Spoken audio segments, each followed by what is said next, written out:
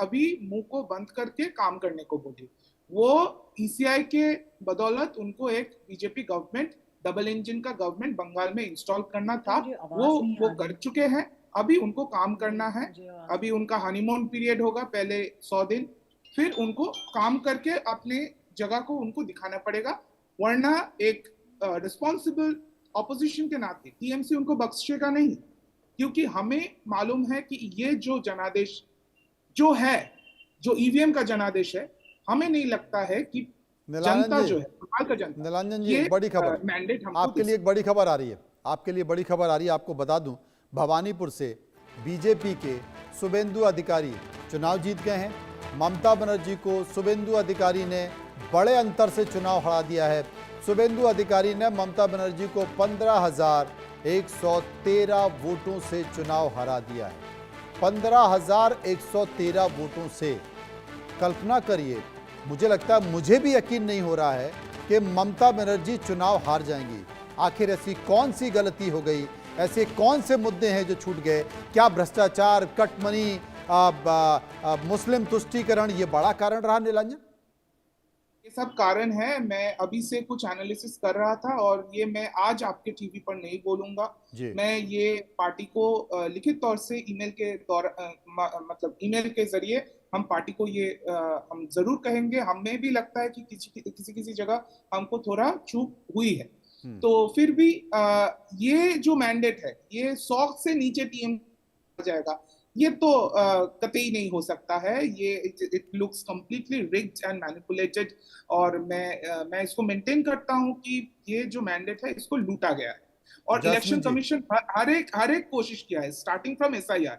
Jasmine जी, आपके सामने निरंजन बैठे हुए हैं, वो तो कह रहे हैं कि ये चुनाव थोड़ी है तो लूट लिया। उनको मुबारक है, मुबारक। जासमीन जी, लगता है फिर बधाई देने में लग गई हैं।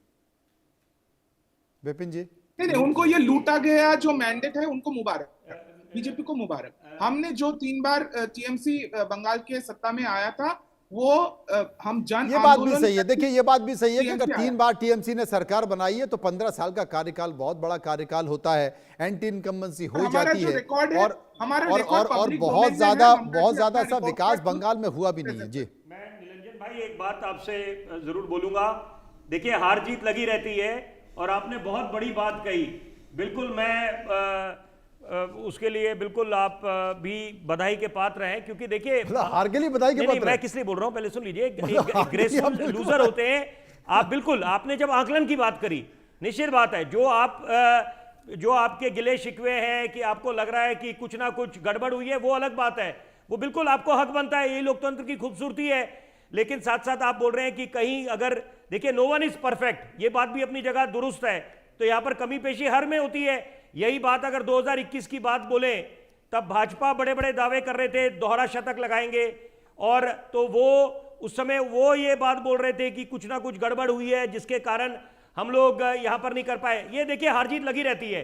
लेकिन यहां पर निश्चित बात है, जो आपने जो चिंता जताई, मैं बिल्कुल आपके साथ खड़ा हूं। किसी तरह की हिंसा नहीं होनी चाहिए और सबसे ज्यादा ध्यान केंद्रित होना चाहिए आदि आबादी की तरफ, कि अगर किसी के साथ भी कोई किसी तरह का। राहुल लाल मेरे साथ मौजूद हैं। डर है। देखिए, मैं एक चीज कहना चाहूंगा कि इलेक्शन कमीशन ऑफ इंडिया को एक काम त्वरित तौर पे करना चाहिए, क्योंकि सिटिंग कार्यकारी मुख्यमंत्री अगर आरोप लगाते हैं कि उन्हें अंदर पीटा गया, धक्का मुक्की की गई, तो इसका स्पष्टीकरण, चूंकि देखिए, बंगाल में हम लोगों ने हमेशा हिंसा देखी है।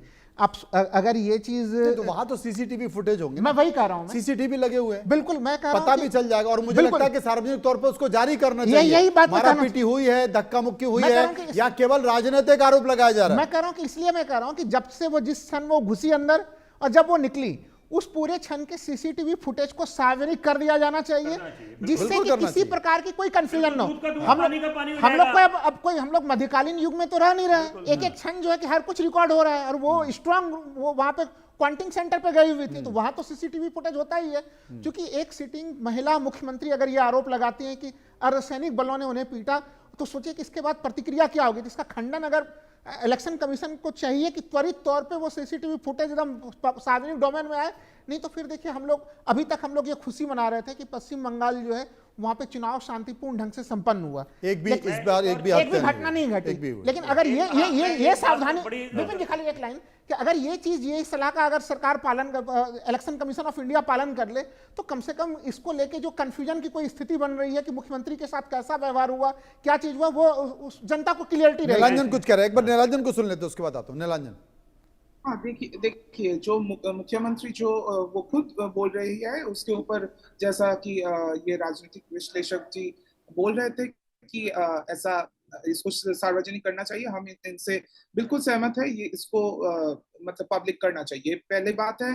दूसरा जो है कि जो मैं बोल रहा था कि पार्टी में जरूर कुछ चूक तो हुआ है। 15 साल का एक बड़ा मतलब टेन्योर रहा है, और यहाँ पार्टी तो किसी व्यक्ति से नहीं बनता है, तो इतना सारा काउंसिलर्स है, इतना सारा विधायक है, तो उनका कुछ जगह पर उनका जो स्थानीय तौर पर जो करप्शन उन्होंने किया है, उसका तो एक नेगेटिव इम्पैक्ट तो पड़ा ही है।